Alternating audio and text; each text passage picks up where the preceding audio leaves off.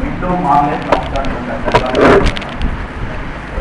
వీటికి మింటో మార్లే సంస్కరణ అనే పేరు రావడానికి గల కారణం ఏంటంటే నాటి భారత రాజ్య కార్యదర్శి అయినటువంటి లార్డ్ మార్లే, భారతదేశ గవర్నర్ జనరల్గా ఉన్నటువంటి లార్డ్ మింటో, వీళ్ళిద్దరూ కలిసి ఈ చట్ట రూపకల్పనలో ఈ చట్టం యొక్క రూపకల్పనలో కీలక పాత్ర పోషించినారు కాబట్టి దీన్ని మింటో మార్లే సంస్కరణల చట్టంగా పేర్కొంటాము. వాస్తవానికి కౌన్సిల్ చట్టం 19 కౌన్సిల్ చట్టం, కానీ ఈ చట్ట రూపకల్పనకు కృషి చేసినటువంటి వారు ఎవరంటే ఆనాటి భారత రాజ్య కార్యదర్శి లార్డ్ మార్లే మరియు భారతదేశ గవర్నర్ జనరల్గా చేస్తున్నటువంటి లార్డ్ మింటో ఇద్దరు కలిసి ఈ చట్ట రూపకల్పన కోసం కృషి చేసినందున వారి పేరుతోనే ఈ చట్టం ప్రసిద్ధి పొందినది. సో ఈ చట్టం ద్వారా బ్రిటిష్ ప్రభుత్వం తీసుకొచ్చినటువంటి మార్పులు ఏమిటంటే కేంద్ర శాసన శాఖను ఇంపీరియల్ లెజిస్లేటివ్ కౌన్సిల్గా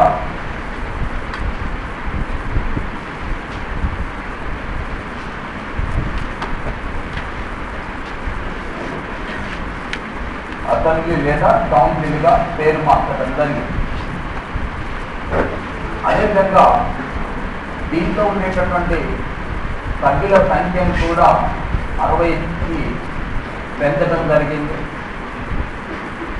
అంతేకాకుండా గవర్నర్ జనరల్ యొక్క ఎగ్జిక్యూటివ్ కౌన్సిల్ ఏదైతే ఉన్నదో ఈ ఎగ్జిక్యూటివ్ కౌన్సిల్ లోపల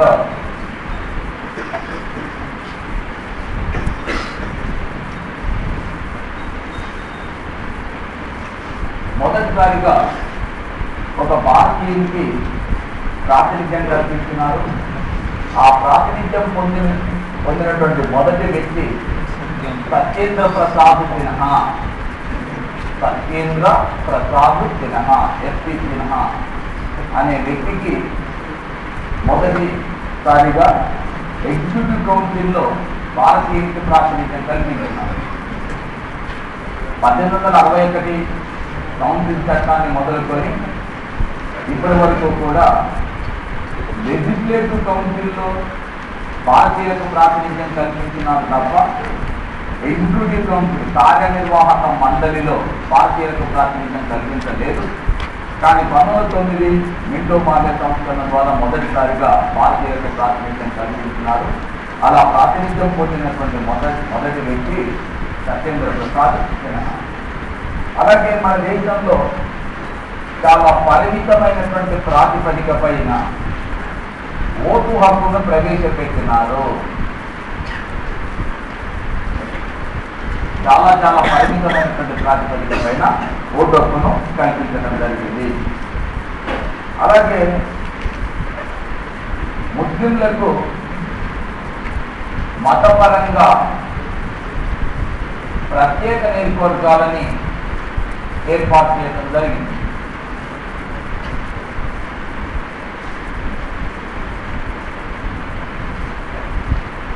మత ప్రాతిపదికమైన ప్రత్యేక నియోజకవర్గాలు అంటే రిజర్వేషన్స్ ని కల్పించడం జరిగింది. దీనికి ఇలా కల్పించడానికి ప్రధాన కారకుడు లార్డ్ మింటో.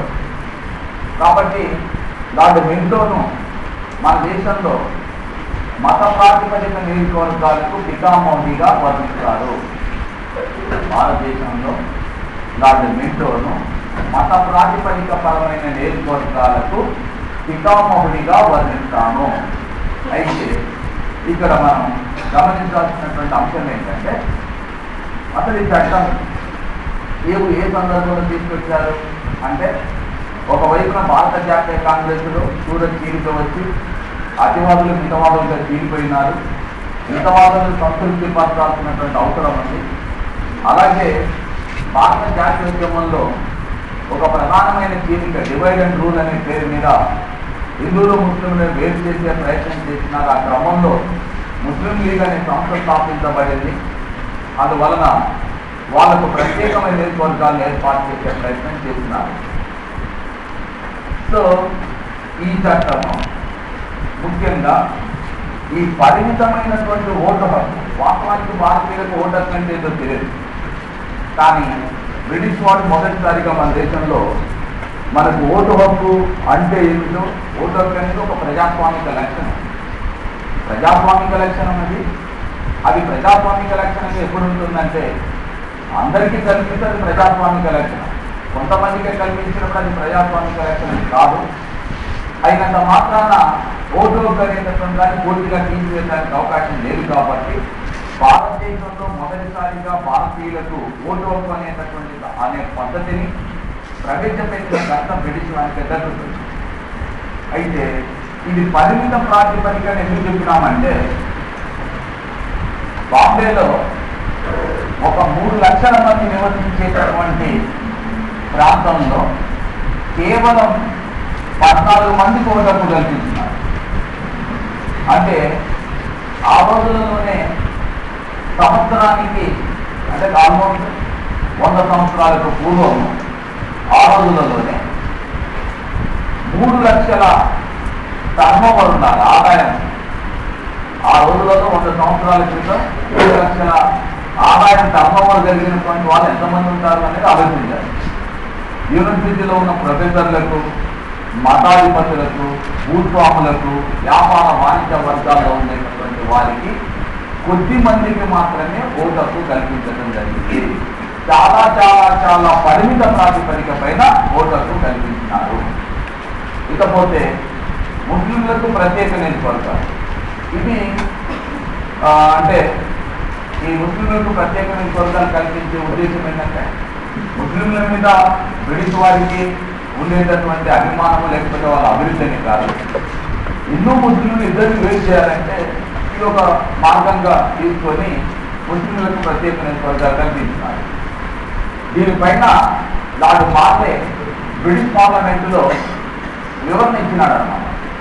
వివరణ ఇచ్చేటప్పుడు ఆయన అన్న మాటలు ఏంటంటే, భారతదేశంలో ముస్లింలకు ప్రత్యేక నియోజకవర్గాలనే విష బీజాలు నాటినాము.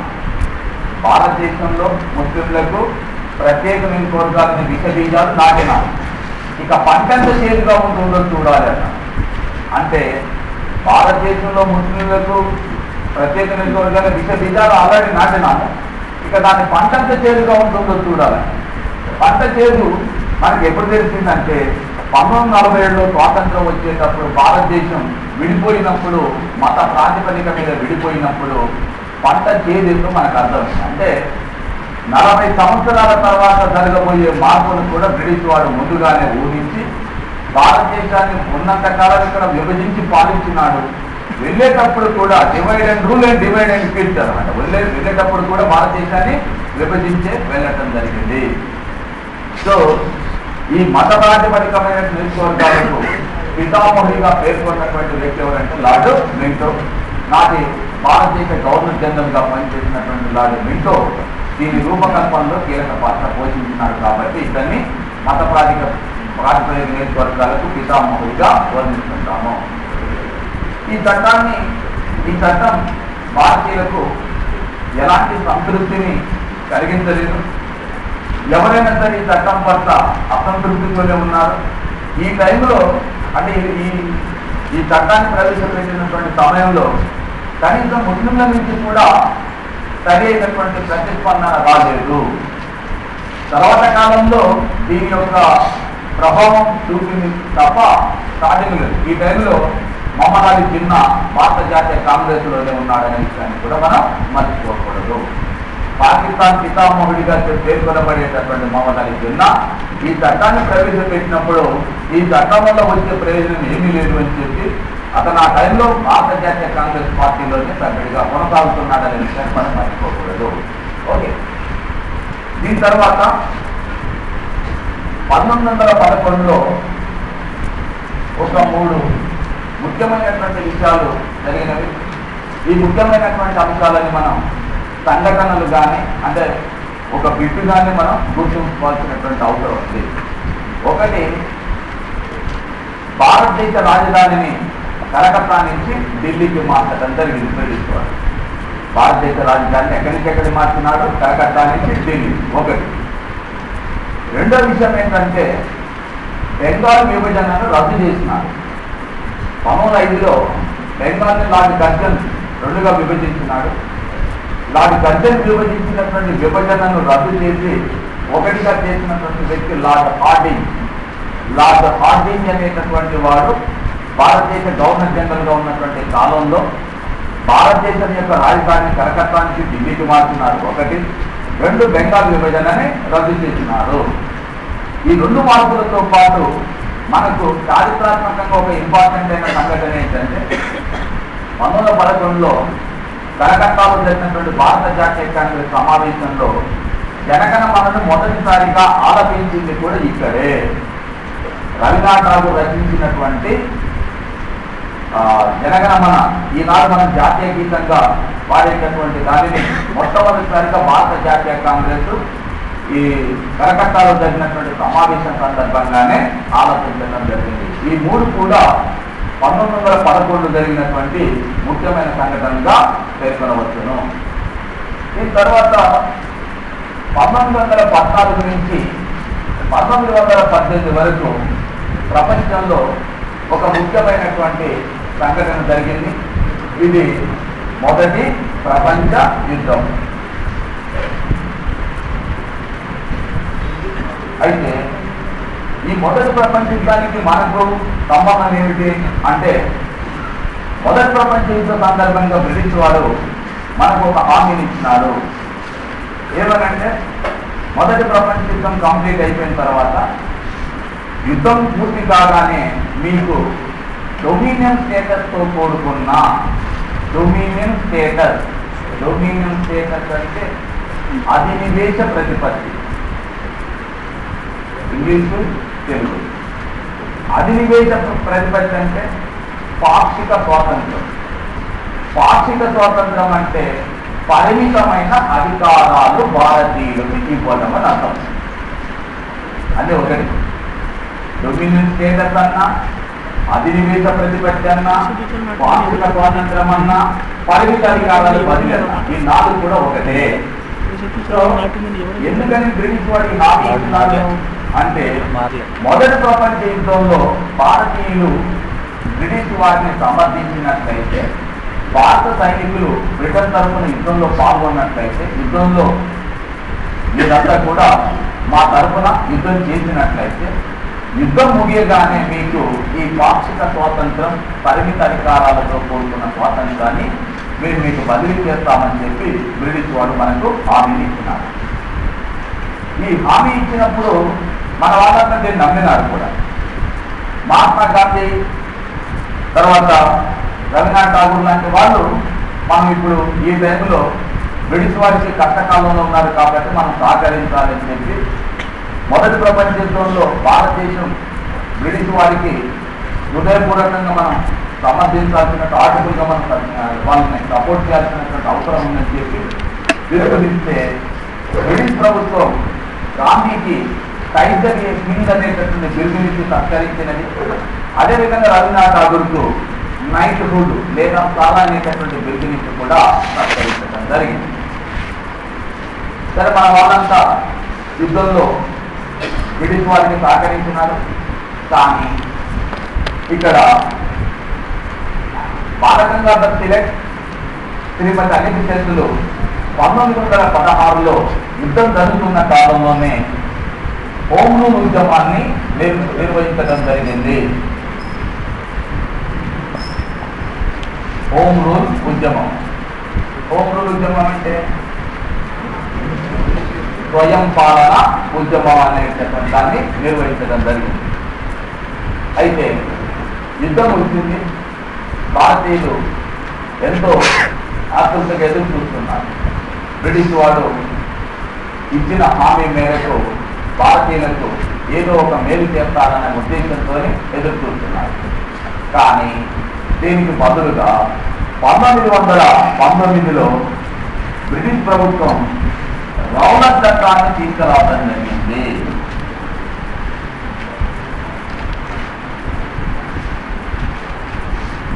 భారతదేశానికి ఏదో మేలు చేస్తున్నారని చెప్పి ఆశించినటువంటి, ఊహించినటువంటి భారత నాయకులకు ఈ చట్టం ఒక షాక్ ఇచ్చింది. ఎందుకని అంటే, ఈ చట్టంలో పొందుపరచబడినటువంటి అంశాలు ఏంటంటే, ఒకటి, బ్రిటిష్ ప్రభుత్వాన్ని భారతీయులు ఎట్టి పరిస్థితులలో కూడా విమర్శించకూడదు. బ్రిటిష్ ప్రభుత్వాన్ని విమర్శించకూడదు ఒకటి. రెండు, బ్రిటిష్ ప్రభుత్వానికి వ్యతిరేకంగా ప్రదర్శనలు చేయకూడదు. మూడు, బ్రిటిష్ ప్రభుత్వానికి వ్యతిరేకంగా సభలు సమావేశాలు ఎలాంటి మీటింగులు నిర్వహించరాదు. నాలుగు, బ్రిటిష్ ప్రభుత్వానికి వ్యతిరేకంగా పత్రికల్లో ఎలాంటి వార్తలు రాయకూడదు. ఐదు, బ్రిటిష్ ప్రభుత్వానికి వ్యతిరేకంగా ఆయుధాలు ధరించి తిరగకూడదు. ఈ 5 అంశాలతో కూడుకున్నటువంటి రౌలట్ చట్టం అనేటటువంటి దాన్ని తీసుకొచ్చారు. అంటే ఇప్పటి వరకు భారత ప్రజలకున్న వాక్ స్వాతంత్రం, భావ ప్రకటన స్వాతంత్రం ఏదైతుందో అది కూడా లేకుండా జరిగింది. వాస్తవానికి భారతీయుల ఎక్స్పెక్టేషన్స్ ఏంటివి అంటే, మొదటి ప్రపంచ యుద్ధంలో బ్రిటిష్ వాడు గెలుపొందినాడు కాబట్టి ఆ గెలుపొందినటువంటి ఉత్సాహంలో భారతీయ యొక్క సమస్యలను అర్థం చేసుకొని కొన్ని కన్సెషన్స్, అంటే కొన్ని మంచి అంశాలు, అంటే భారత ప్రజల ప్రయోజనాలకు ఉపయోగపడేటటువంటి అంశాలను బదిలీ చేస్తారని చెప్పి ఆశించినారు. ఆశించడానికి కారణం ఉంది. ఏంటంటే, మొదటి ప్రపంచ యుద్ధంలో బ్రిటన్ తరఫున పోరాడి 1,25,000 మంది భారత సైనికులు తమ ప్రాణాలను కోల్పోయినారు. మొదటి ప్రపంచ యుద్ధంలో చనిపోయిన 1,25,000 మంది భారత సైనికుల యొక్క స్మృతి చిహ్నంగా నిర్మించింది ఇండియా గేట్. ఢిల్లీలో ఉండేటటువంటి ఇండియా గేట్ ఏదైతే ఉందో, అమరవీర్ జవాన్ ప్రతి 26 జనవరి 15 ఆగస్టున ఎర్రకోట వరకు ప్రదర్శన బయలుదేరేటటువంటి స్టార్టింగ్ పాయింట్ ఏదైతే ఉన్నదో, ఇండియా గేట్ ఏదైతే ఉన్నదో, ఆ ఇండియా గేట్ అనేది మొదటి ప్రపంచ యుద్ధంలో అసూలు మార్చినటువంటి 125,000 మంది 1,25,000 మంది భారత సైనికుల యొక్క స్మృతి చిహ్నంగా నిర్మించబడింది. అందుకే అక్కడ మీకు అమరవీర్ జవాన్ అని చెప్పి ఇప్పుడు ఒక ప్లేన్ వెలుగుతుంది, అక్కడ ఒక గన్ ఉంటుంది, ఆ గన్ పైన సైనికులు ధరించేటటువంటి క్యాప్ ఏదైతే ఉంటుందో అని దానిపైన కప్పబడి ఉంటుంది. ఇది మన సైనికులకు ఎప్పుడు కూడా ఒక పూర్తిని కలిగించేటటువంటి అంశంగా పేర్కొంటాం. కాబట్టి బ్రిటిష్ ప్రభుత్వం నుంచి మనం ఆశించడంలో తప్పులేదు. పైగా వాళ్ళు హామీ ఇచ్చినారు, దానికి అనుగుణంగానే భారత సైనికులు పోరాడినారు. కాబట్టి మనకి ఏదో మేలు చేస్తారని చెప్పి మనం అనుకుంటే బ్రిటిష్ వారు 1919లో రౌలట్ చట్టాన్ని తీసుకురావడం జరిగింది. అయితే ఈ రౌలట్ చట్టాన్ని వ్యతిరేకిస్తూ రౌలట్ చట్టంలో ఉన్నటువంటి లోపాలన్నింటినీ తీవ్రంగా విమర్శిస్తూ అనేక చోట్ల ప్రదర్శనలు, అంటే విమర్శ చేస్తూ ప్రకటనలు చేయడం జరిగింది.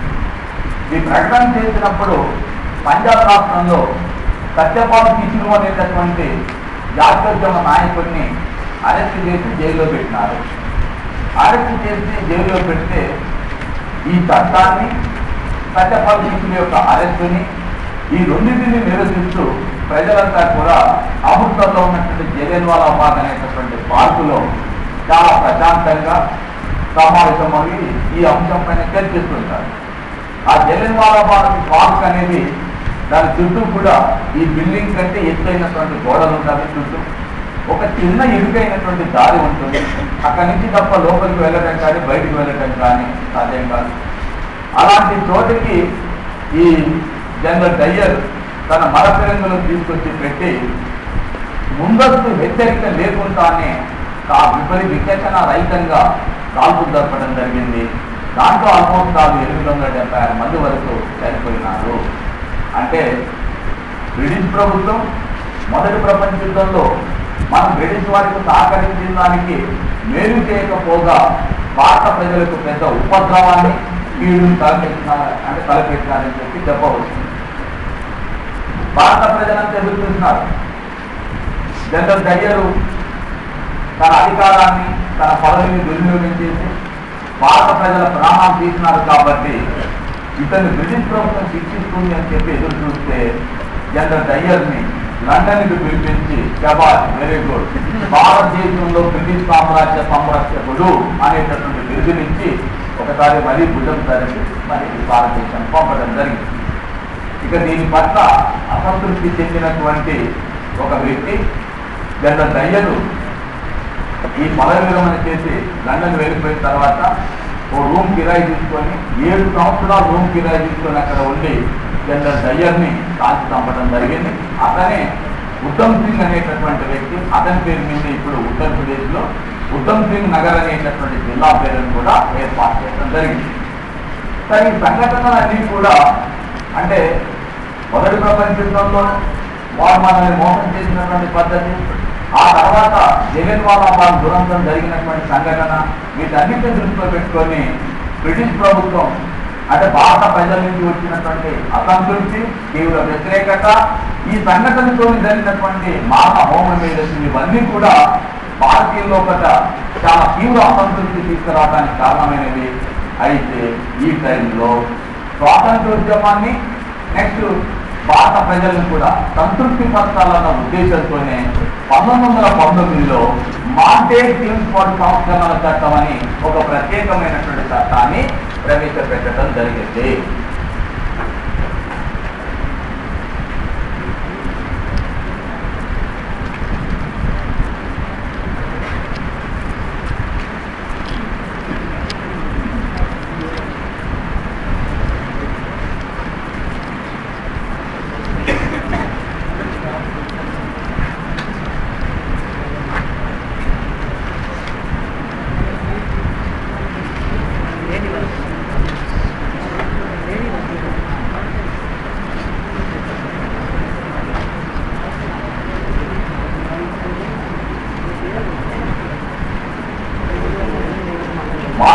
మాంటేగ్ కింగ్స్ఫోర్డ్ సంస్కరణల చట్టమన్నా లేక 1919 కౌన్సిల్ చట్టం అన్నా కూడా ఒకటి.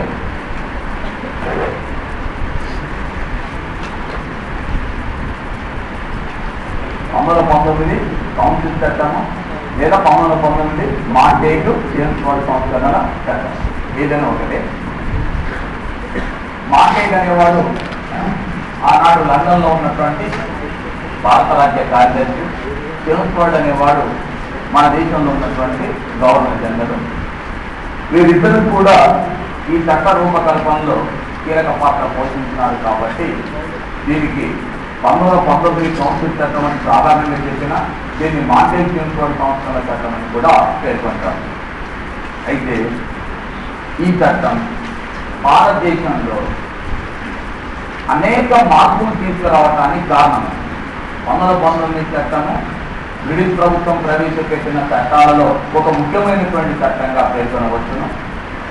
ఎందుకంటే భారత రాజ్యాంగం యొక్క అభివృద్ధిలో, భారత రాజ్యాంగ రూపకల్పనలో ఈ చట్టం చాలా ఉపయోగపడింది. కాబట్టి ఈ చట్టం కీలకమైనదిగా పేర్కొంటారు. ఈ చట్టానికి ఒక ప్రవేశిక ఉంది.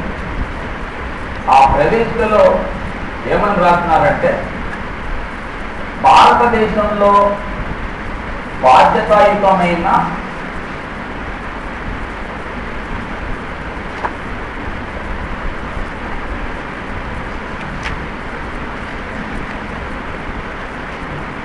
ప్రభుత్వం లేక పరిపాలనను ప్రవేశపెట్టడమే ఈ చట్టం యొక్క ప్రధాన లక్ష్యంగా ప్రస్తావింపబడింది.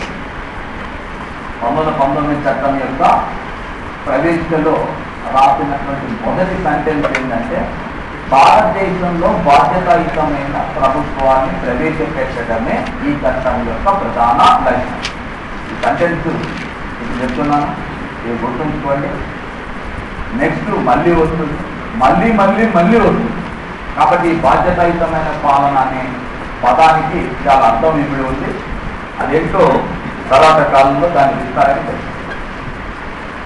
తర్వాత ఈ చట్టం ద్వారా ప్రవేశపెట్టబడినటువంటి ముఖ్యమైన మార్పు ఏంటంటే, కేంద్ర శాసన శాఖలో మొదటిసారిగా ద్విసభా విధానాన్ని ప్రవేశపెట్టినారు. అంటే ద్విసభా విధానం అంటే 2 సభల విధానం. ఎగువ సభని కౌన్సిల్ ఆఫ్ స్టేట్స్ గాను, దిగువ సభని లెజిస్లేటివ్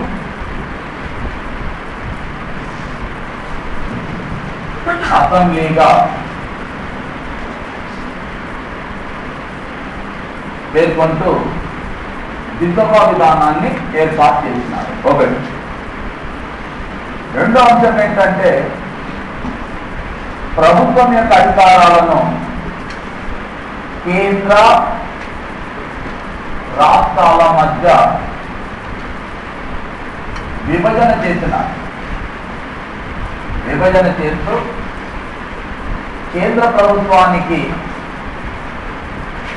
47 అంశాలపై అధికారాలు, రాష్ట్ర ప్రభుత్వాలకు 50 అంశాలపై అధికారాలు కల్పించడం జరిగింది. మొదటిసారిగా ప్రభుత్వ అధికారాలని 2 జాబితాలను చేసి కేంద్ర జాబితాలో ఎన్ని అంశాలు? 47 అంశాలు, రాష్ట్ర జాబితాలో 50 అంశాలను పొందుపరుచున్నారు. అదేవిధంగా రాష్ట్రాలలో ద్వంద్వ ప్రభుత్వాన్ని ఏర్పాటు చేస్తున్నారు. రాష్ట్రాలలో ద్వంద్వ ప్రభుత్వం అనగా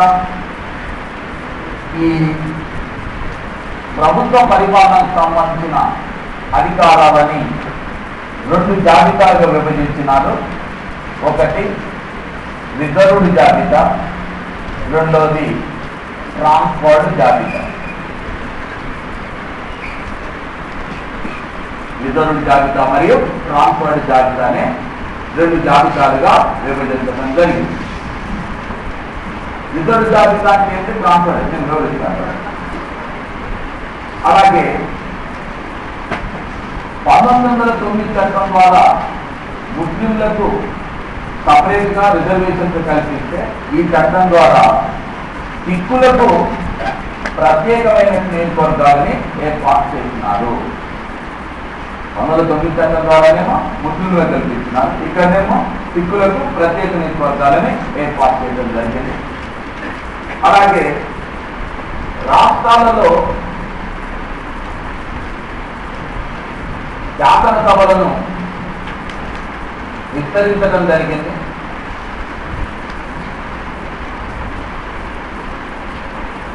అలాగే చాంబర్ ఆఫ్ ప్రిన్సెస్ అనేటటువంటి ఒక మండలి ఏర్పాటు చేసినారు. లండన్లో భారత హై కమిషనర్ అనేటటువంటి ఒక పదవిని ఏర్పాటు చేయడం జరిగింది. అలాగే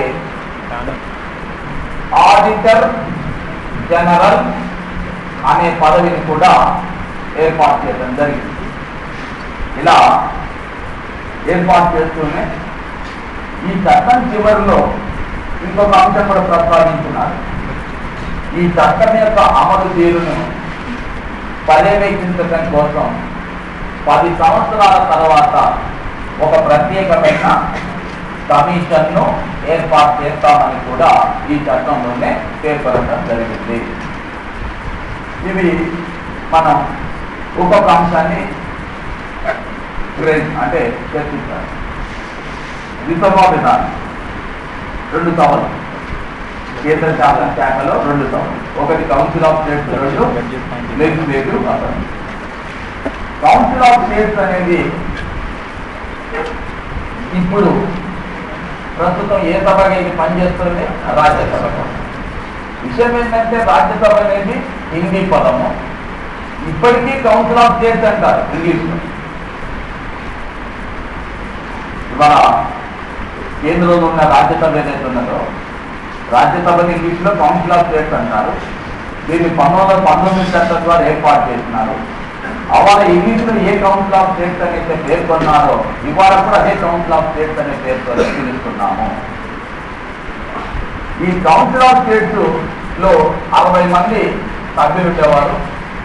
దీనికి ఫ్రెడరిక్ వైట్ అనేటటువంటి వాడిని అధ్యక్షుడిగా ఎంపిక చేయడం జరిగింది. ఫ్రెడరిక్ వైట్ అనేటటువంటి వాడిని. ఇక లెజిస్లేటివ్ అసెంబ్లీలో స్పీకరు మొత్తం సభ్యుల సంఖ్యను కలుపుకుంటే 145 మంది సభ్యులు ఉండేటటువంటి వారు. దీనికి అధ్యక్షుడిగా విజే పటేల్ అనేటటువంటి ఆయనని ఎంపిక చేస్తున్నారు. ఉపాధ్యక్షుడిగా సచ్చిదానంద సిన్హాను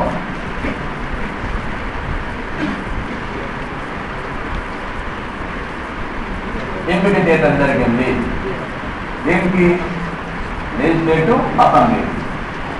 సో మన దేశంలో ప్రస్తుతం భారత పార్లమెంట్ ఏదైతే ఉన్నదో ఈ భారత పార్లమెంటులో ఉభయ సభలు, రాజ్యసభ లోక్సభలు ఏవైతే ఉభయ సభలు ఉన్నాయో ఈ ఉభయ సభల ఏర్పాటు, రెండు సభల ఏర్పాటు అనే దానికి పునాదులు వేసినటువంటి చట్టం 1919 చట్టము. 1919 చట్టం ద్వారా వేసిన పునాదిని అనుసరించే ఆనాడు ఎగువ సభ అయినటువంటి లెజిస్లేటివ్ కౌన్సిల్ ఆఫ్ స్టేట్స్ గా పేరు పొందినటువంటి సభే ఈ రోజు కూడా అదే కొనసాగుతుంది. కాకుంటే హిందీలో రాజ్యసభ అనేటటువంటి పేరు పెట్టినాం తప్ప ఇప్పటికి కూడా కౌన్సిల్ ఆఫ్ స్టేట్స్ ఇంగ్లీష్ లో అదే పేరు పెడుతున్నాము. దిగువ సభ అయినటువంటి లెజిస్లేటివ్ అసెంబ్లీ కాలగతిలో హౌస్ ఆఫ్ పీపుల్ గాను, ఆ తర్వాత 1954లో లోక్సభ అనేటటువంటి నామకరణ చేయడం జరిగింది. సో భారత పార్లమెంట్ లో ఉన్న ఉభయ సభలు ద్విసభా విధానానికి పునాదులు వేసినటువంటి చట్టం 1919 చట్టము ఒకటి. రెండవది కేంద్ర రాష్ట్ర ప్రభుత్వాల మధ్యన అధికారాల విభజన. కేంద్ర రాష్ట్ర ప్రభుత్వాల మధ్యన అధికారాల విభజన అనేది ఒక సమాఖ్య లక్షణం. ఒక సమాఖ్య ప్రభుత్వంలో మాత్రమే కేంద్రానికి రాష్ట్రాలకు మధ్యన అధికారాల పంపిణీ చేస్తారు. ఏకకేంద్ర ప్రభుత్వంలో అధికారాలన్నీ కూడా ఒకే చోట కేంద్రీకరింపబడతాయి. ఏకకేంద్ర ప్రభుత్వంలో అధికారాలన్నీ ఒకే చోట కేంద్రీకరింపబడతాయి. సమాఖ్య ప్రభుత్వంలో కేంద్ర రాష్ట్ర ప్రభుత్వాల మధ్యన పంపిణీ చేస్తారు.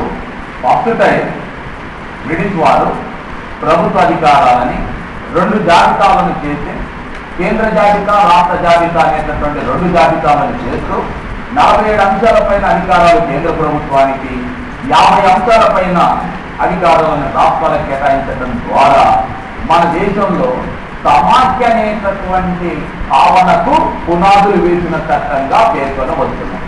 డైరెక్ట్ గా సమాఖ్య ప్రభుత్వం అనేటటువంటి మాట చెప్పలేదు, కానీ సమాఖ్య లక్షణం ఉన్నది. సమాఖ్య లక్షణం ఉందని ఎందుకు అంటున్నామంటే సమాఖ్య ప్రభుత్వం యొక్క ముఖ్య లక్షణం ఏంటంటే కేంద్ర రాష్ట్ర ప్రభుత్వాల మధ్యన అధికారాల పంపిణీ. మీరు ఇప్పుడు కూడా అంటే ప్రస్తుత భారత రాజ్యాంగంలో కూడా 7వ షెడ్యూల్ ప్రకారం కేంద్ర రాష్ట్ర ప్రభుత్వాల మధ్యన అధికారాల విభజన జరిపి జాబితాలు ఏర్పాటు చేసినాం. కేంద్రానికి 97 అంశాలపైన, రాష్ట్రాలకు 66 అంశాలపైన అధికారాలని కలిపి అంటే విభజిస్తూ కేంద్ర జాబితా, రాష్ట్ర జాబితా అని చెప్పి రాజ్యాంగ ప్రకారమే అధికారాలను విభజన చేస్తూ సమాఖ్య లక్షణాన్ని అనుసరించినాం. ఇప్పుడు కూడా గమ్మత్ ఏంటంటే ఇప్పటికీ భారత రాజ్యాంగంలో ఎక్కడ కూడా సమాఖ్య అనే పదం లేదు. ఈవెన్ మన సమాఖ్య లక్షణాన్ని అనుసరించినప్పటికీ మన రాజ్యాంగంలో సమాఖ్య అనేటటువంటి పదం ఎక్కడ కూడా లేదు. సమాఖ్య అనే పదానికి బదులుగా భారత రాజ్యాంగ నిర్మాతలు యూనియన్ అనేటటువంటి పదాన్ని వాడినారు. కెనడాలో అమలులో ఉన్న యూనియన్ అనేటటువంటి పదాన్నే మనం సమాఖ్యకు బదులుగా వాడినాము. అంటే ఇప్పుడు భారతదేశంలో అనుసరిస్తున్న పద్ధతి ఏదైతే ఉంటుందో ఆ పద్ధతికి 1919 చట్టంలోనే పునాది వేసినారని చెప్పవచ్చును. ఎందుకంటే ప్రభుత్వం యొక్క అధికారాలని కేంద్ర రాష్ట్రాల మధ్యన విభజన చేసినారు. కేంద్ర రాష్ట్రాల మధ్యన విభజన చేసేటటువంటి పద్ధతిని సమాఖ్య లక్షణంగా పేర్కొంటాము. ఆ సమాఖ్యకు అవసరమైన పునాదిని ఈ చట్టం వేసింది. రెండవది. ఇక మూడవ అంశం ఏంటంటే ద్వంద్వ ప్రభుత్వం. బ్రిటిష్ వారు ఇక్కడ ఒక ప్రత్యేకమైన ప్రయోగం చేస్తున్నారు. ప్రత్యేకమైన ప్రయోగం అని ఎందుకంటామంటే రాష్ట్ర ప్రభుత్వాలకు ఎన్ని అంశాలపైన అధికారాలు కల్పించినారు? 50 అంశాలు. ఈ 50 అంశాలను కూడా వాడు ఏం చేశారంటే 28 అంశాలని రిజర్వ్ జాబితాలో చేర్చి 22 అంశాలని ట్రాన్స్ఫర్డ్ జాబితాలో చేర్చినారు. 28 అంశాలేమో రిజర్వ్ జాబితాలో, 22 అంశాలు ట్రాన్స్ఫర్డ్ జాబితాలో చేర్చినారు. చేర్చి ఈ 28 అంశాల పైన కూడా ఎవరికి అధికారం కల్పించినాడు అంటే బ్రిటిష్ గవర్నర్ ఎవరైతే ఉంటారో, అంటే రాష్ట్రాలలో ఉండే గవర్నర్ ఎవరైతే ఉంటారో అతనికి అధికారాలు కల్పించినారు. బ్రిటిష్ గవర్నర్కు అధికారాలు కలిగింది. కేంద్రంలోనైతేనో గవర్నర్ జనరల్ అంటాము, రాష్ట్రంలోనైతేనో మామూలు గవర్నర్ అంటాము. రాష్ట్రాలలో ఉండే గవర్నర్కు వాటిపైన అధికారాలు కల్పిస్తున్నారు. ఈ ట్రాన్స్ఫర్డ్ జాబితా ఏదైతే ఉన్నదో ఈ అధికారాలని భారతీయ మంత్రులు ఎవరైతే ఉంటారో ఆ భారతీయ మంత్రులకు వీటిపైన అధికారాలు కల్పించడం జరిగింది. భారతీయ మంత్రులు అంటున్నాం. ఎవరి భారతీయ మంత్రులు? ఇది రాష్ట్రాలలో పరిస్థితి, కేంద్రంలో కాదు. రెండో ప్రభుత్వం ఎక్కడ ప్రవేశపెట్టినారో రాష్ట్రాలు. రెండో ప్రభుత్వం అనగా ప్రభుత్వ అధికారాలని రెండు జాబితాలు. ఏ జాబితా? రిజర్వ్ జాబితా, రిజర్వ్ జాబితాలో ఎన్ని అంశాలు చేస్తున్నారు? 20. ట్రాన్స్ఫర్డ్ జాబితాలో 20. రిజర్వ్ జాబితాపై ఎవరికి అధికారాలు కల్పిస్తున్నారు? Governor, British governor. ట్రాన్స్ఫర్డ్ జాబితాపై ఎవరికి అధికారం కల్పిస్తున్నారు? భారతీయ మంత్రులు. ఈ భారతీయ మంత్రులు ఎవరంటే రాష్ట్రాలలో కూడా శాసనసభలు ఉన్నాయి కదా. ఈ శాసనసభలలో నుంచి రాష్ట్రాలలో మంత్రి మండలి ఏర్పాటు చేసినారు. ఈ రాష్ట్రాలలో ఉండేటటువంటి శాసనసభలో కూడా ఉండాలి. 1833 చార్టర్ చట్టం ఎక్కడ లెజిస్లేటివ్ కౌన్సిల్ ఏర్పాటు చేసింది? రాష్ట్రంలో.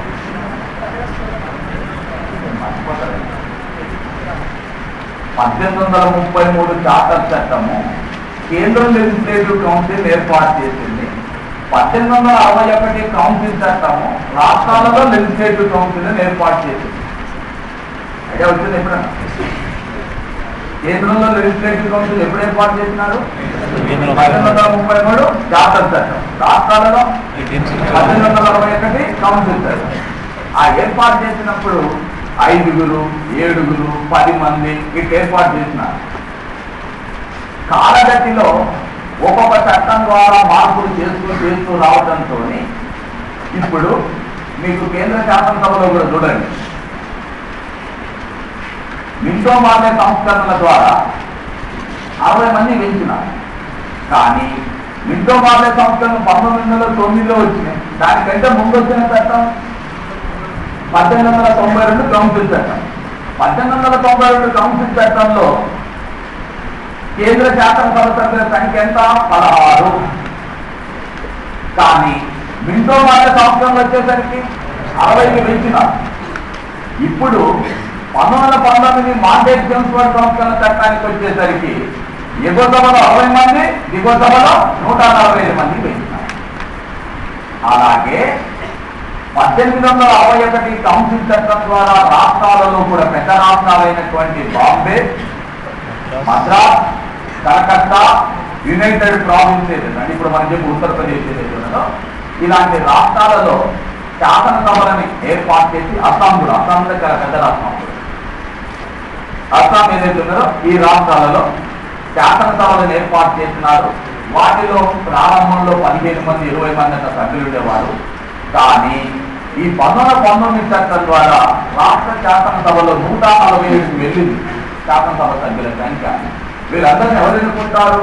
ప్రజలే ఎన్నుకునేవారు. కానీ మీరు అనుకున్నట్టు ప్రజలందరికీ ఓటు హక్కు కల్పించలేదు. కేవలం 2.6% మందికి మాత్రమే ఓటు హక్కు కల్పించినారు. ఎంతమందికి? 2.6%. ఏ టైంలో? కానీ రాష్ట్రాల శాసనసభలు ఏర్పాటు చేసినారు. ఆ శాసనసభలో ఉండేటటువంటి సభ్యుల సంఖ్యలో ఇప్పుడు ఇందులో 147 అనుకోండి. ఈ 147లో ఎవరికి మెజార్టీ వస్తే వాళ్ళు మంత్రి మండలి ఏర్పాటు చేస్తారు. ఎక్కడ? కేంద్రంలో ఉన్న రాష్ట్రాల్లో. ఆ రాష్ట్రాలలో ఏర్పాటు చేసిన ఈ మంత్రి మండలి అంటే ఎవరంటే భారతీయ మంత్రులే. వాళ్లకు ఈ ట్రాన్స్ఫర్డ్ జాబితాలో పేర్కొన్నటువంటి 22 అంశాల పైన అధికారాలు కల్పించినారు. మీరు ట్రాన్స్ఫర్డ్ అంటే తెలుగులో అర్థం ఏంటంటే బదిలీ శాఖలు. బదిలీ ఎవరికి చేసినారు? భారతీయ మంత్రులకి రాసినారండి. నేను కొత్తగా చెప్పేది లేదు. భారతీయ మంత్రులకు బదిలీ చేసినారు. అధికారాలు ట్రాన్స్ఫర్డ్ జాబితాలో పొందుపరిచినటువంటి అధికారాలు ఎవరికి బదిలీ చేసినారు? భారతీయ మంత్రులు.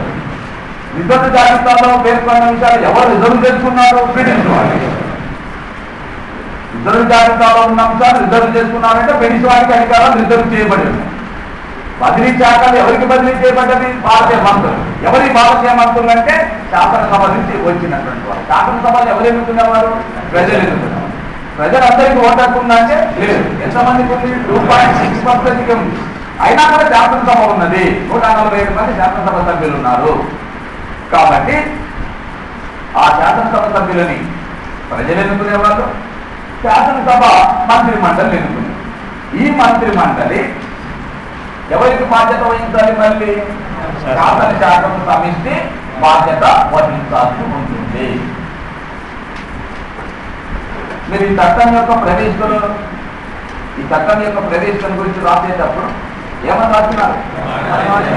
భారతదేశంలో బాధ్యతాయుతమైన పరిపాలన ప్రవేశపెట్టడమే ఈ చట్టం యొక్క ప్రధాన లక్ష్యం అని చెప్తున్నారు. ఏ చట్టం యొక్క? ఇప్పుడు ఎవరు మాత్రమే బాధ్యత వహిస్తున్నారు? భారతీయ మంత్రులు. ఎవరికి బాధ్యత వహిస్తారు? ఎవరు బాధ్యత వహించరు? British government. ఎవరికి బాధ్యత వహించరు? ఎవరికి బాధ్యత వహించరు? ఎవరు? British government. ఎవరు మాత్రమే బాధ్యత వహించాలి? భారతీయ మంత్రులు. ఎవరికి బాధ్యత వహించాలి? అయితే ఈ రిజర్వ్ జాబితాకు ట్రాన్స్ఫర్ జాబితాకు ఉన్న తేడా ఏంటంటే, రిజర్వ్ జాబితాలో చాలా ప్రాముఖ్యం ఉన్న శాఖలు, అధికారాలు ఉన్న శాఖలు, ఆదాయం ఉన్న శాఖలు, ప్రాధాన్యత ఉంటుంది, ఆదాయం ఉంటుంది, అధికారాలు ఉంటాయి, బాధ్యతలు మాత్రం ఉండవు. ఏ శాఖలకు? రిజర్వ్ శాఖ. దీనికి రివర్సు భారతీయ మంత్రులకే. వీళ్లకు ప్రాధాన్యం లేని శాఖలు, ఆదాయం లేని శాఖలు, అధికారాలు లేని శాఖలు, కానీ బాధ్యతలు ఉంటాయి. ఏ శాఖలు నిర్వహించే వారికి? ఎవరు వాళ్ళు?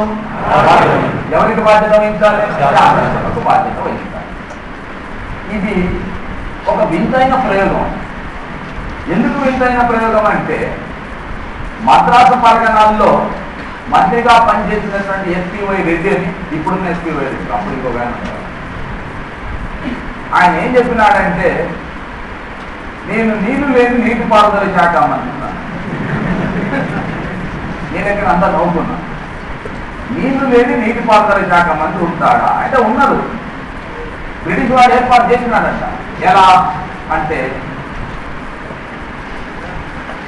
పంట కాలువలకు నీటిని విడుదల చేయటం కానీ, నీటిని విడుదల చేసినందుకు గాను రైతుల నుంచి శిస్తు వసూలు చేసుకునేటటువంటి అంశం ఏదైతే ఉందో, నీటిని విడుదల చేసే అధికారము, నీటిని రైతులు వినియోగించుకున్నందుకు గాను వాళ్ళ నుంచి శిస్తు వసూలు చేసుకునేటటువంటి అధికారం ఏదైతే ఉందో, అది రిజర్వ్ జాబితాలో ఉన్నది.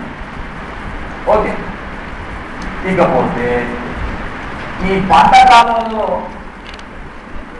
పాములో కూడిపోతే ఆ పూడిక తీసేటటువంటి బాధ్యత, భూముల మరమ్మతులు చేసేటటువంటి శాఖ ఏమో ట్రాన్స్ఫర్ జాబితాలో. ఏమన్నారండి? నీటిపారుదల శాఖ మంత్రి, భూముల మంత్రికి లేకపోతే పూడిక తీసే మంత్రి అని చెప్పాలి అంతే. కాబట్టి నేను నీళ్లు లేని నీటిపారుదల శాఖ మంత్రి. మధ్య పరగణాలలో మంత్రిగా పనిచేసిన వైసీ చింతామణి అనేటటువంటి ఆయన ఏమన్నాడంటే, నేను అడవులు లేని అటవీ శాఖ మంత్రి. అడవులు లేకుండా అటవీ శాఖ మంత్రిగా ఉంటారంటే ఉన్నారు. ఎలా ఉన్నారు అని అంటే, అడవుల పైన ఎలాంటి విధాన ప్రకటన నిర్ణయం తీసుకునేటటువంటి అంశమైన రిజర్వ్ జాబితాలో ఉంటుంది. ఈ అడవులను నరకగా వచ్చేటటువంటి వాటిని అమ్మకం, కలప అమ్మకం ద్వారా వచ్చేటటువంటి వాటిని కొట్టివేయటం, ఆ కలపను అమ్మగా వచ్చేటటువంటి ఆదాయాన్ని తీసుకునేటటువంటి అంశమేమో రిజర్వ్ జాబితాలో ఉంది. అడవుల పెంపకమేమో ట్రాన్స్ఫర్ జాబితాలో. అందుకనే ఏమన్నాడు? అయ్యా దయచేసి నాకు ఎప్పుడు అటవీ శాఖ మంత్రి అంటే నన్ను మొక్కల మంత్రి అన్నాడు. ఎందుకు మొక్కల మంత్రి అంటే, అడవులను పెంచడం వరకే నా బాధ్యత, అది కంప్లీట్ అయిపోయిన తర్వాత వాటిని కొట్టేసి అమ్ముకునేటటువంటి బాధ్యత రిజర్వ్ జాబితా. ఇలాంటి ఒక భిన్నమైన ప్రయోగం చేసినాడు బ్రిటిష్ వాడు. అందుకోసమే టూప్లాండ్ అనేటటువంటి చరిత్రకారుడట, బ్రిటిష్ చరిత్రకారు, మనవాడేం కాదు, ఆయన ఒకరోజు కలకత్తా నగర వీధుల్లో నడుచుకుంటూ వెళ్తున్నారు. నడుచుకుంటూ వెళ్తుంటే ఈ వాటర్ పట్టుకునే దగ్గర లేడీస్ అంతా కాస్త ఏదో సందర్భంగా సమస్య వచ్చినప్పుడు ఈ అమరకం పంచాయతీ పెట్టుకుంటుంది. ఏమని అంటే ఏదో సీరియస్ గా దర్శనం అయింది జరిగినప్పుడు నువ్వు పెద్ద డయార్కీవ్ అంటే లేదు లేదు నువ్వే పెద్ద డయార్కీవ్ అన్న. నువ్వే డయార్కీవ్ అంటే లేదు లేదు నువ్వే పెద్ద డయార్కీవ్ అన్న. దొందపాలనని ఇంగ్లీష్లో డయార్కీ అంటారు. దొందపాలనని ఇంగ్లీష్లో డయార్కీ అంటారు. అంటే భారతదేశంలో బ్రిటిష్ వాడు ప్రవేశపెట్టినటువంటి ప్రభుత్వ పరిపాలన భారతదేశంలో ఆఖరికి ఒక తిట్టుగా మారింది అన్నాడు. మనం కూడా ఎవరైనా వచ్చినప్పుడు రెండు మాటలు మాట్లాడుతుంది, లేదు లేదు నువ్వే రెండు మాటలు మాట్లాడుతున్నావు అంటాం కదా. అదే ఇక్కడ చెప్పి నువ్వు డయాక్టివ్ అంటే లేదు లేదు నువ్వే పెద్ద డయాక్టివ్ అంటే రెండు రకాలుగా మాట్లాడతావని చెప్పడానికి ఉపయోగించుకోవాలి. అంటే బ్రిటిష్ వాడు తీసుకొచ్చినటువంటి సంస్కరణ మన దేశంలో చివరికి ఒక తెగుగా మారిందని మనం చెప్పలేదు, బ్రిటిష్ చరిత్రకారుడే చెప్పినాడు. అంటే ఇక్కడ మీరు ఆలోచన చేయాల్సింది ఏంటంటే బ్రిటిష్ ప్రభుత్వము భారతదేశంలో బాధ్యతాయుతమైన పరిపాలన ప్రవేశపెడతానని చెప్పి చట్టంలో రాసుకున్నప్పటికీ ఆ బాధ్యతాయుతమైనటువంటి పరిపాలన ప్రవేశపెట్టడం అనేది అది ఒక పాక్షికంగా పాపుగా మారిందని చెప్పి చెప్పవచ్చును. ఎందుకంటే అతి తక్కువ అధికారాలు కల్పించినారు, వాటిలలో కూడా అధికారాలు లేని బాధ్యతలు మాత్రమే ఉన్నటువంటి అంశాలని భారతీయులకు కల్పించినారు. కాబట్టి ఇది బాధ్యతాయుతమైన పరిపాలన అనేటటువంటి అంశం ఆచరణలో లేదైతేనే చెప్పి చెప్పవచ్చు. ఇక తర్వాత సిక్కులకు ప్రత్యేకమైన ఏర్పడతారు. సిక్కులకు ఎందుకు ప్రత్యేకమైన ఏర్పడతాలు కల్పించినారు అంటే బ్రిటిష్ వాడి యొక్క ఆలోచన మారట్లేదు, వాడి మైండ్ సెటప్ ఒకటే ఉంది. ఏంటి? భారతదేశంలో భారత స్వాతంత్రోద్యమం అంటే బ్రిటిష్ వానికి వ్యతిరేకంగా వచ్చేదే భారత స్వాతంత్రోద్యమం. భారతదేశానికి స్వాతంత్రం రావాలంటే బ్రిటిష్ వాడు ఇచ్చేసి వెళ్ళిపోవాలి. కాబట్టి స్వాతంత్రోద్యమం ఎవరికి వ్యతిరేకంగా వస్తుంది? బ్రిటిష్ వాడు.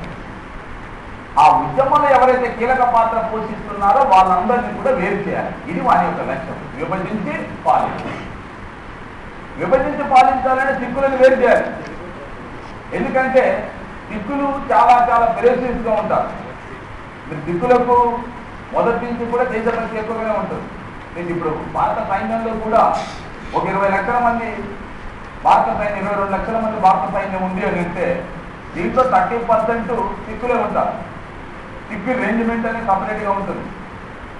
మీకు పంజాబ్లో ప్రతి కుటుంబంలో కనీసం ఒక్కరైనా సైన్యంలో పనిచేసిన వాళ్ళు ఉంటారు. మ్యాక్సిమం 2-3 పనిచేసిన వాళ్ళు కూడా ఉంటారు.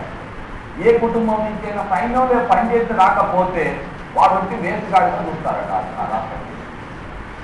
ఆ కుటుంబం వచ్చి వేస్ట్ కుటుంబం, దేశభక్తిలో పని చేయకపోతే ఆ కుటుంబం ఎందుకు అని చెప్పి చాలా చిన్న చూపు చూస్తారట.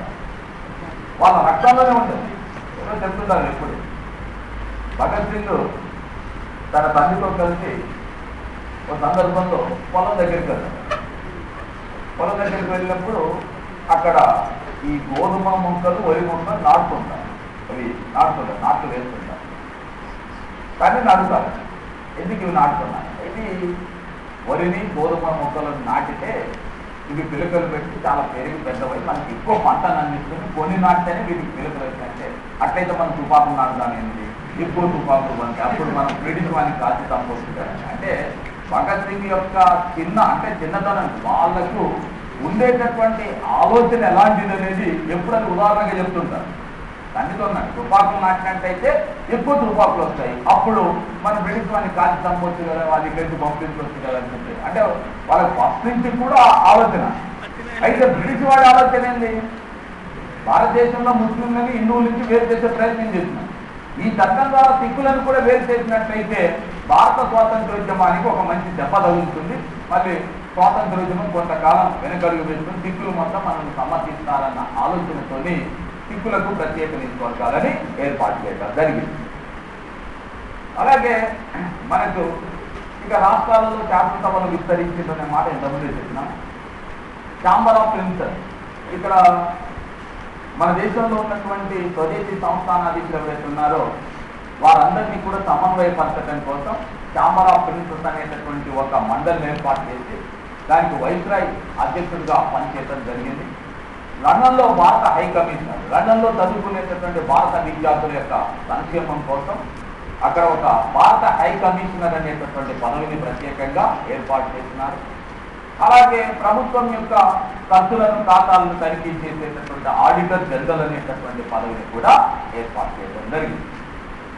ఇక లాస్ట్ ఏంటంటే 10 సంవత్సరాల తర్వాత ఈ చట్టం యొక్క అమలు తీరుని పర్యవేక్షించడం కోసం భారతదేశాన్ని ఒక కమిషన్ సందర్శిస్తుందని చెప్పి పేర్కొనడం జరిగింది. ఆ చెప్పినటువంటి దానికి అనుగుణంగానే సైమన్ కమిషన్ భారతదేశం రావటం జరిగింది. ఓకే, వాస్తవానికి ఈ చట్టాన్ని ఎప్పుడు అమలు పరిచినారు అంటే 1921లో అమలు పరిచినారు ఈ చట్టాన్ని. అయితే 1921 చట్టానికి కాస్త ప్రత్యేకత ఉంటుంది, అమలు పరచడానికి ప్రత్యేకత ఉంటుంది. ఎందుకంటే ఫస్ట్ టైం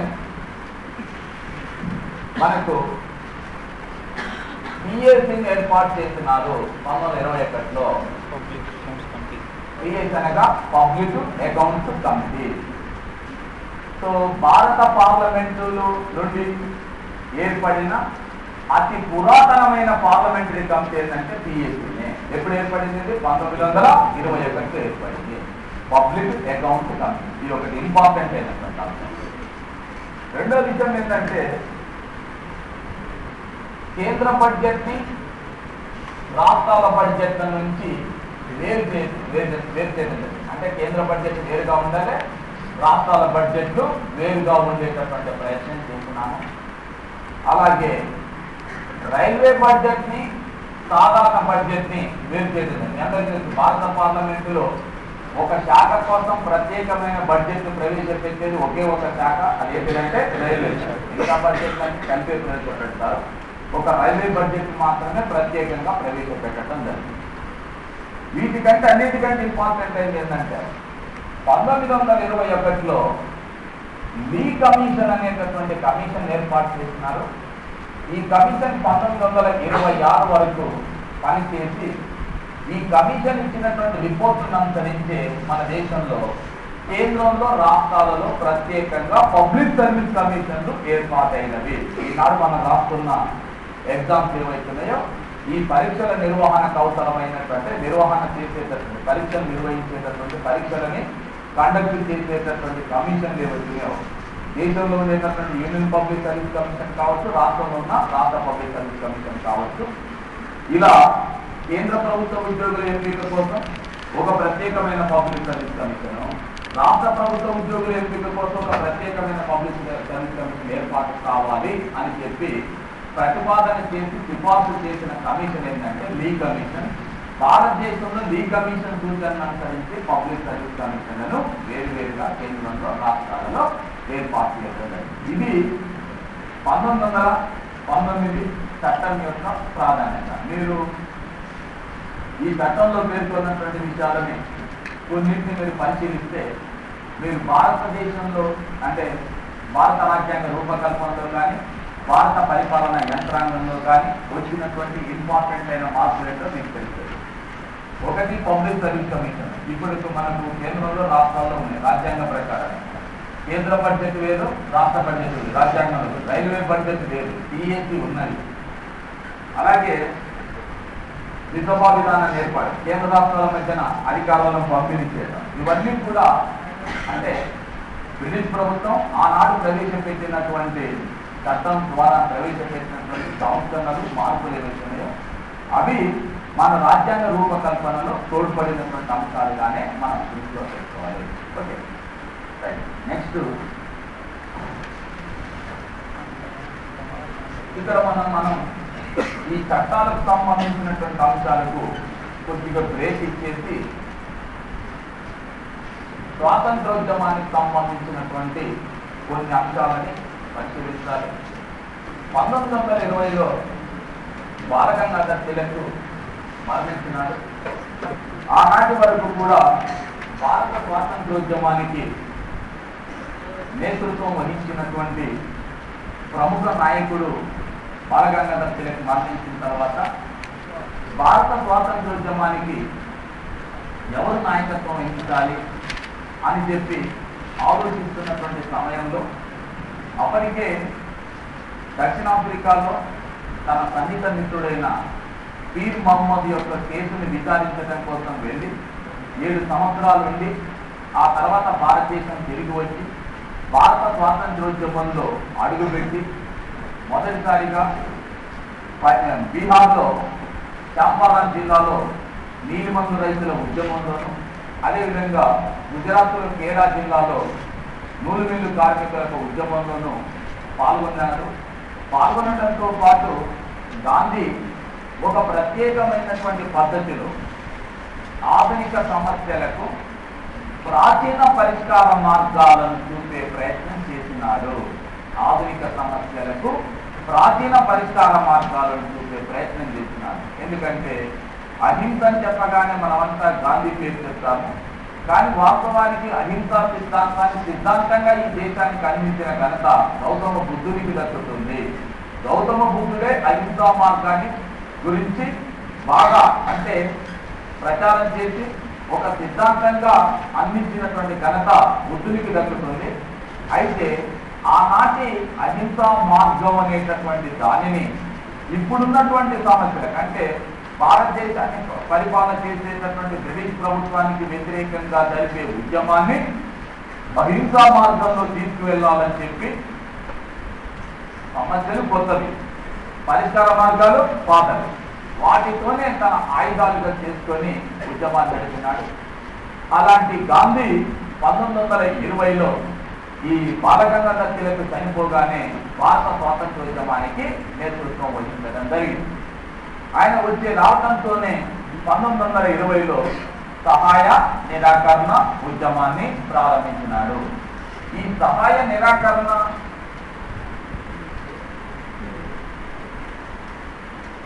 ఉద్యమం యొక్క ప్రాధాన్యత ఏమిటి అంటే గాంధీ యొక్క ఉద్దేశంలో భారతదేశంలో నేటి వరకు బ్రిటిష్ వాడు భారతదేశాన్ని పైన ఆధిపత్యం చెలాయిస్తున్నాడు, భారతదేశాన్ని పరిపాలిస్తున్నారు అంటే మనమంతా సహకరించడం మూలంగానే సాధ్యమైంది. అంటే భారతీయులు బ్రిటిష్ వారికి ఏదో ఒక రూపంలో సహకరిస్తున్నాము కాబట్టే వాడు ఇంతకాలం భారతదేశాన్ని పరిపాలించగలిగినారు. అందువలన బ్రిటిష్ వాడు భారతదేశాన్ని వదిలి వెళ్ళిపోవాలంటే మనం అందించేటటువంటి సహాయాన్ని నిరాకరించాలి అంటాడు వార్త. ఆయన సందర్భంగా ఒక మాట అన్నాడు, నేరమే అధికారమై నేరం చేస్తుంటే, నేరమే అధికారమై నేరం చేస్తుంటే చూస్తూ ఊరుకునే ప్రతి వాడు నేరస్తుడే అన్నాడు. నేరమే అధికారమై నేరం చేస్తుంటే చూస్తూ ఊరుకునే ప్రతి వాడు కూడా నేరస్తుడే. అంటే బ్రిటిష్ సామ్రాజ్యవాదులు భారతదేశం వచ్చి ఈ దేశాన్ని ఆక్రమించుకొని ఈ దేశాన్ని దోపిడీ చేస్తుంటే మనమంతా చూస్తూ ఊరుకుంటున్నామంటే మనం కూడా వారికి సహకరించినట్లు అవుతుంది. కాబట్టి అలాంటి సహాయాన్ని నిరాకరించాలి అని చెబుతూ శాంతియుత పద్ధతిలో ఉద్యమం కొనసాగించాలని చెప్పి మొదటిసారిగా ఈ సహాయ నిరాకరణ ఉద్యమానికి పిలుపునివ్వడం జరిగింది. అయితే ఈ సహాయ నిరాకరణ ఉద్యమము శాంతియుతంగా జరగాలని కోరుకుంటే 1922లో ఉత్తరప్రదేశ్లో ఉండేటటువంటి గోరఖ్పూర్ జిల్లాలో గల చౌరా అనేటటువంటి ప్రాంతంలో ఒక హింసాత్మకమైనటువంటి సంఘటన జరిగింది. హింసాత్మకమైన సంఘటన ఏంటంటే రైతులంతా ప్రదర్శన చేస్తుంటారు, దానిపైన పోలీసులు కాల్పులు చేస్తూ రైతు చనిపోతాడు. ఆ రైతు యొక్క శవాన్ని తీసుకొని పోలీస్ స్టేషన్ దగ్గరికి వెళ్ళినప్పుడు పోలీసులు మళ్ళీ కాల్పులు జరపడానికి ఉద్యోగులు కావడంతో ప్రజలంతా నిలిచిపోయి ఆ పోలీసులందరినీ కూడా పోలీస్ స్టేషన్ లోపల వేసేసి దాని చుట్టూ చెత్త చెదారం కట్టెలు అవన్నీ వేసేసి దానికి నిప్పు పెడితే అందులో ఒక సబ్ ఇన్స్పెక్టర్తో సహా 17 మంది పోలీసులు చనిపోయినారు. ఇది ఒక హింసాత్మకమైన సంఘటన. కాబట్టి ఈ హింసాత్మకమైన సంఘటన నిరసిస్తూ గాంధీ తన ఉద్యమాన్ని విరమించడం జరిగింది. ఏ సంఘటన ఆధారం చేసుకొని చౌరా గాంధీ ఏ పద్ధతిలో ఉద్యమం కొనసాగించాలనుకున్నారు? శాంతియుతంగా. కానీ ఇక్కడ జరిగినటువంటి హింసాత్మకమైన సంఘటన గాంధీ ఇష్టపడలేదు. దాన్ని నిరసిస్తూ ఆయన ఈ ఉద్యమాన్ని, అంటే ప్రజలు ఇంకా నేను చెప్పినటువంటి అహింసా మార్గాన్ని, నేను చెప్పిన అహింసా సిద్ధాంతాన్ని ప్రజలు సరిగా అర్థం చేసుకోలేకపోయినారు, హింసకు పాల్పడుతున్నారు, కాబట్టి దీనికి నిరసనగా నేను ఈ ఉద్యమాన్ని విరమిస్తున్నానని చెప్పి ప్రకటిస్తున్నాను. దీన్ని భారత జాతీయ కాంగ్రెస్లో చాలా మంది చాలా తీవ్రంగా వ్యతిరేకించినారు. వ్యతిరేకించడమే కాకుండా 1923లో భారత జాతీయ కాంగ్రెస్ నుంచి కొంతమంది బయటకు వచ్చి, ముఖ్యంగా పండిత్ మోతీలాల్ నెహ్రూ, చిత్తరంజన్ దాస్ లాంటి వాళ్ళు బయటకు వచ్చి స్వరాజ్ పార్టీని స్థాపించడం జరిగింది. ఎవరు దీన్ని స్థాపించినటువంటి వాళ్ళు? మోతీలాల్ నెహ్రూ మరియు చిత్తరంజన్ దాస్ స్వరాజ్ పార్టీని స్థాపించి భారతదేశంలో కేంద్రంలో కానీ రాష్ట్రాలలో కానీ ఉండే శాసనసభలు ఏవైతున్నాయో మనమంతా ఆ శాసనసభలకు పోటీ చేయాలి, ఆ శాసనసభలకు ఎన్నిక కావాలి. బ్రిటిష్ ప్రభుత్వము మన దేశ పరిపాలన విషయంలో చేస్తున్నటువంటి తప్పులు ఏవైతున్నాయో, బ్రిటిష్ ప్రభుత్వం యొక్క లోపాలు ఏవైతున్నాయో వీటన్నిటిని కూడా నిరసించాలి. వీటన్నిటికీ వ్యతిరేకంగా మనం శాసనసభల్లో చట్టసభల్లో కూడా నినదించాలి అని చెప్పి సభలకు ఎన్నిక కావాలి. సభల్లోకి వెళ్ళి ప్రభుత్వం యొక్క దమన నీతిని, ప్రభుత్వం యొక్క ప్రజా వ్యతిరేక చర్యలను తూర్పారబట్టి విమర్శించాలని చెప్పి పిలుపునిస్తూ స్వరాజ్ పార్టీని ఏర్పాటు చేయడం జరిగింది. దీని తర్వాత 1927లో మనం ముందుగా చెప్పినట్టుగానే లండన్లో సైమన్ కమిషన్ అనేటటువంటి ఒక ప్రత్యేకమైన కమిషన్ని సర్ జాన్ సైమన్ అనేటటువంటి వారి నేతృత్వంలో 7 సభ్యుల కమిషన్ని ఏర్పాటు చేసి 1928లో భారతదేశాన్ని ఈ సైమన్ కమిషన్ సందర్శించడం జరిగింది. దేనికోసం వచ్చింది ఇది? సైమన్ కమిషన్ భారతదేశాన్ని ఎందుకు సందర్శించింది? 1919 చట్టం యొక్క అమలు తీరును పర్యవేక్షించింది. అంటే భారతదేశంలో బ్రిటిష్ వాడి యొక్క పరిపాలనను పర్యవేక్షించడం కోసం వచ్చింది. జనరల్గా భారతదేశంలో బ్రిటిష్ వారి యొక్క పరిపాలన పర్యవేక్షించడం కోసం బ్రిటన్ నుంచి వచ్చినటువంటి కమిషన్లో ఒక్క భారతీయునికి కూడా ప్రాతినిధ్యం కల్పించలేదు, ఒక్కరికి కూడా. ఇప్పుడు వంట రుచి ఎవరు చెప్పాలి? వంట చేసిన వాడా, వంట తిన్నవాడా? వంట చేసిన వాడు చెప్తే శబాష్, తనకు తానుగా ఉంటుంది, చాలా బాగున్నాయి. వంట రుచి ఎవరు చెప్పాలి? తిన్నవాడు చెప్పాలి. భారతదేశంలో బ్రిటిష్ వాడి పరిపాలన ఎలా ఉందనేది భారతీయులు చెప్పాలి, బాగుంది బాగులేదు. బ్రిటిష్ వాడే చట్టం చేస్తాడు, బ్రిటిష్ వాడే అమలు పరుస్తాడు, బ్రిటిష్ వాడే బాగుందో లేదని వాడే చెప్తాడు. ఇది భారతీయులు తీవ్రంగా వ్యతిరేకించడంతో పాటు సైమన్ కమిషన్కు వ్యతిరేకంగా సైమన్ గో బ్యాక్ అనేటటువంటి ఉద్యమాన్ని చాలా తీవ్ర రూపంలో, అంటే తీవ్రతర చేయడం జరిగింది. సైమన్ కమిషన్ వ్యతిరేక ఉద్యమం అంటారు. అయినా కూడా ఈ సైమన్ కమిషన్ 1930లో, అంటే 28 నుంచి 30 వరకు భారతదేశాన్ని సందర్శించి 1930లో ఈ సైమన్ కమిషన్ తన నివేదికని బ్రిటిష్ ప్రభుత్వానికి సమర్పించడం జరిగింది. లండన్లో బ్రిటిష్ ప్రభుత్వానికి సమర్పించినారు. బ్రిటిష్ ప్రభుత్వానికి సమర్పించడానికంటే ముందు భారతదేశంలో ఇంకా కూడా ఒక 3 ఇంపార్టెంట్ అయినటువంటి సంఘటనలు. ఒకటి, 1929లో లాహోర్లో భారత జాతీయ కాంగ్రెస్ సమావేశం ఎవరి నాయకత్వం కింద జరిగింది? పండిత్ జవహర్లాల్ నెహ్రూ. ఈ లాహోర్లో జరిగినటువంటి భారత జాతీయ కాంగ్రెస్ సమావేశము సంపూర్ణ స్వరాజ్య తీర్మానాన్ని ఆమోదించినది. సంపూర్ణ స్వరాజ్యం అంటున్నాం, కొంచెం ఆలోచించాలి. ఇప్పటి వరకు కూడా భారతీయులకున్న నమ్మకం ఏంటంటే ఏ స్వాతంత్రాన్ని పొందాలి? పాక్షిక స్వాతంత్రం. పాక్షిక స్వాతంత్రం అంటే పరిమిత అధికారాలతో కూడుకున్న స్వాతంత్రం మాత్రమే పొందాలని కోరుకున్నాం. అదే మనం ఏమంటాం? డొమినియన్ స్టేటస్, అధినివేశ ప్రతిపత్తి. అధినివేశ ప్రతిపత్తి అని చెప్పినా డొమినియన్ స్టేటస్ అన్నా కూడా ఒకటే. అధినివేశ ప్రతిపత్తితో కూడుకున్నటువంటి స్వాతంత్రాన్ని పొందాలి, పాక్షిక స్వాతంత్రాన్ని పొందాలి అని ఇప్పటి వరకు ఆఫీస్కు వచ్చిన భారత జాతీయ కాంగ్రెస్ ఒకసారిగా తన పన్నాన్ని మార్చుకొని ఇక మాకు పాక్షిక స్వాతంత్ర్యం కాదు సంపూర్ణ స్వాతంత్ర్యం కావాలని చెప్పి తీర్మానం చేసింది. తీర్మానం చేయడమే కాకుండా 1930 జనవరి 26వ తేదీని భారత స్వాతంత్ర్య దినోత్సవంగా పాటించాలని చెప్పి మొదటి స్వాతంత్ర దినోత్సవంగా 1930 జనవరి 26వ తేదీ నుంచి పాటించడం మొదలుపెట్టినారు భారత జాతీయ కాంగ్రెస్. దీని ప్రాముఖ్యత ఏంటంటే తర్వాత చెప్తాను. సంపూర్ణ స్వరాజ్య తీర్మానం ఎప్పుడైతే చేసినారు 1929. ఎక్కడ జరిగిన సందర్భం? దీని అధ్యక్షుడు ఇప్పుడు భారతదేశం స్వాతంత్ర స్వాతంత్రాన్ని కోరుతుందా సంపూర్ణ స్వరాజ్యం?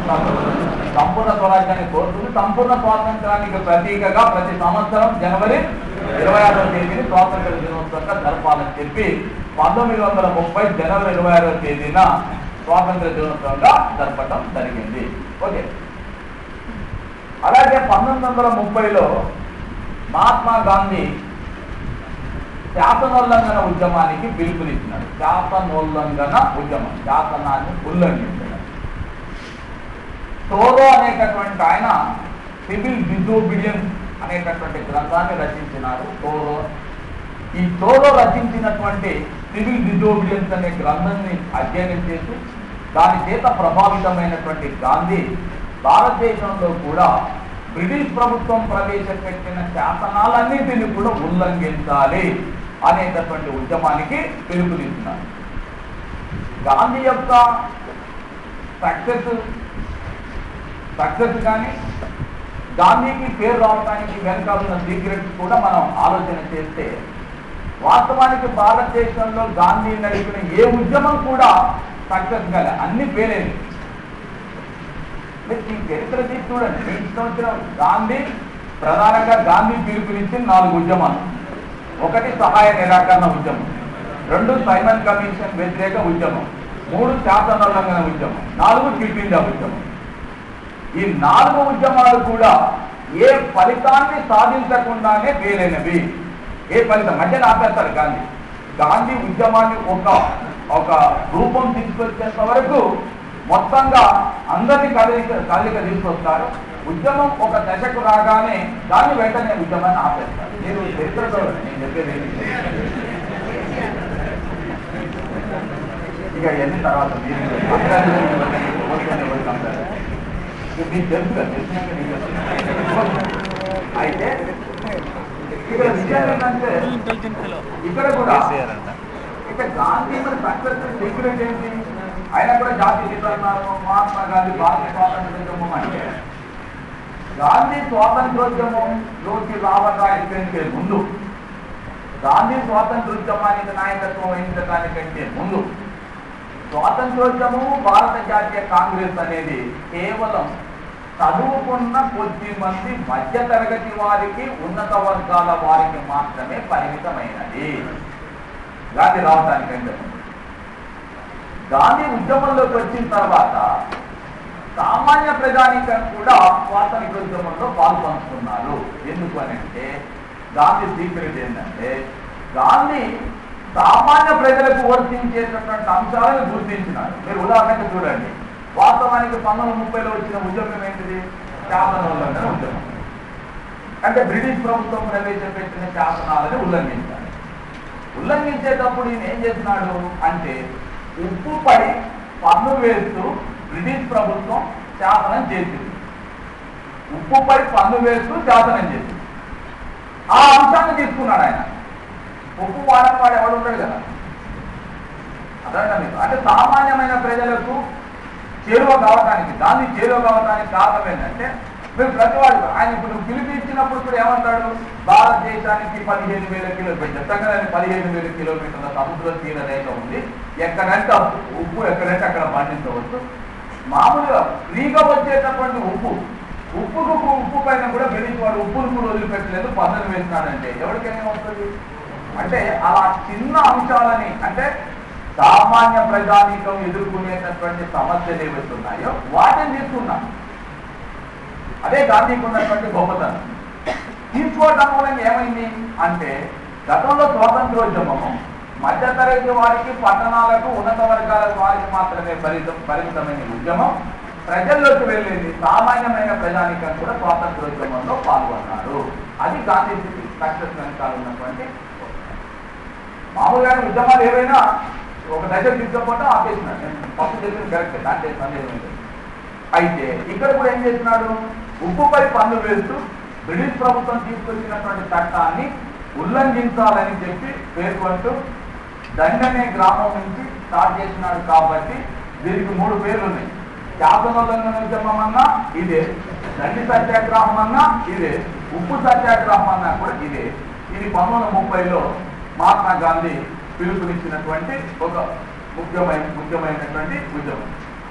అయితే ఇక్కడ ఇంకొక అంశం కూడా గమనించాలి.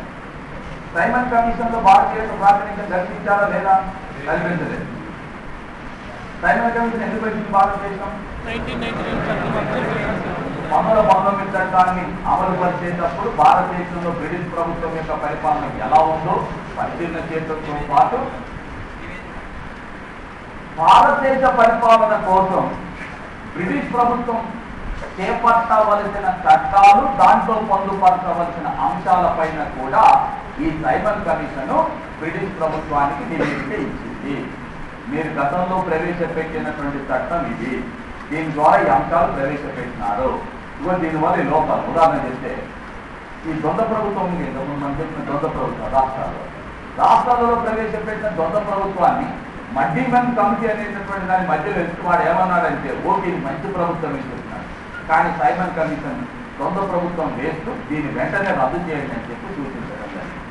అంటే నేను చెప్పొచ్చే అంశం ఏంటంటే సైమన్ కమిషన్ భారతదేశంలో బ్రిటిష్ ప్రభుత్వం యొక్క పరిపాలనా విధానాన్ని పరిశీలించడమే కాకుండా ఇందులో ఉండేటటువంటి లోపాలని ఎత్తి చూపడమే కాకుండా ఈ దేశంలో ప్రవేశపెట్టవలసిన మార్పుల గురించి కూడా సూచన చేస్తూ నివేదికను సమర్పించింది. ఎవరికి ఎక్కడ? వాస్తవానికి కమిషన్ ఎవరికి ప్రాతినిధ్యం లేదు, కానీ రేపు బ్రిటిష్ ప్రభుత్వం ప్రవేశపెట్టబోయే చట్టం ఎవరి కోసమో? భారతీయుల కోసం. అందువలన ఈ సైమన్ కమిషన్ చేసినటువంటి సూచనల పైన ప్రజలందరి యొక్క అభిప్రాయాలను తెలుసుకోవాలన్న ఉద్దేశంతో, ప్రజల యొక్క అభిప్రాయాలు ఏంటో తెలుసుకోవాలన్న ఉద్దేశంతోనే 1930లో లండన్లో రౌండ్ టేబుల్ సమావేశాలని ఏర్పాటు చేయడం జరిగింది. ఏ కమిషన్ పైన చర్చించడం కోసం? ఎవరి అభిప్రాయాలు తీసుకోవడం కోసం? భారతీయుల. ఏ సమావేశాలు ఏర్పాటు చేస్తున్నారు? Round table. 1930లో మొదటి రౌండ్ టేబుల్ సమావేశం, 31 రెండవది, 32లో మూడవ రౌండ్ టేబుల్. 3 రౌండ్ టేబుల్ సమావేశాన్ని ఏర్పాటు చేయడం జరిగింది. సో ఈ 3 రౌండ్ టేబుల్ సమావేశాల్లో గాంధీ ఒక రెండో రౌండ్ టేబుల్ సమావేశానికి మాత్రమే హాజరైనాడు. మొదటి సమావేశానికి హాజరు కాలేదు, 3వ సమావేశానికి కూడా హాజరు కాలేదు. ఒక రెండో రౌండ్ టేబుల్ సమావేశానికి హాజరైనాడు.